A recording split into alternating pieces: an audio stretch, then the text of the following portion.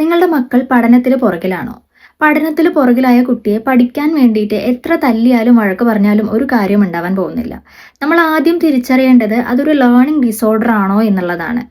പ്രധാനമായിട്ടും 3 learning disorder നമുക്ക് പരിചയപ്പെടാം. ഒന്ന് ഡിസ്ലെക്സിയ, രണ്ടാമത്തേത് ഡിസ്ഗ്രാഫിയ, മൂന്നാമത്തേത് ഡിസ്കാൽക്കുലിയ. നിങ്ങളുടെ കുട്ടിക്ക് വായനയിലാണ് പ്രശ്നം, റീഡിങ്ങിലാണ് പ്രശ്നം എന്നുണ്ടെങ്കിൽ അതിന് ഡിസ്ലെക്സിയ എന്നാണ് പറയുന്നത്. അതായത് അക്ഷരത്തെറ്റോടുകൂടി വായിക്കുക, വായിച്ച കാര്യങ്ങൾ പ്രോപ്പറായിട്ട് പ്രൊനൗൺസ് ചെയ്യാൻ പറ്റാതിരിക്കുക. ഇനി നിങ്ങളുടെ കുട്ടികൾക്ക് എഴുത്തിലാണ് പ്രശ്നം, എഴുതുമ്പോൾ തെറ്റിപ്പോകുന്നു, അങ്ങോട്ടും ഇങ്ങോട്ടും മാറ്റി എഴുതുന്നു, ഇതൊക്കെയാണ് പ്രശ്നം എന്നുണ്ടെങ്കിൽ അതിനെ ഡിസ്ഗ്രാഫിയ എന്നാണ് പറയുന്നത്. ഇനി നിങ്ങളുടെ കുട്ടിക്ക് കണക്കിലാണ് പ്രശ്നം, കൂട്ടാനും കുറയ്ക്കാനൊക്കെ ബുദ്ധിമുട്ടുണ്ട്, കണക്കുകൾ ചെയ്യുമ്പോൾ തെറ്റിപ്പോകുന്നുണ്ട് എന്നുണ്ടെങ്കിൽ അതിനെ ഡിസ്കാൽക്കുലിയ എന്നാണ് പറയുന്നത്.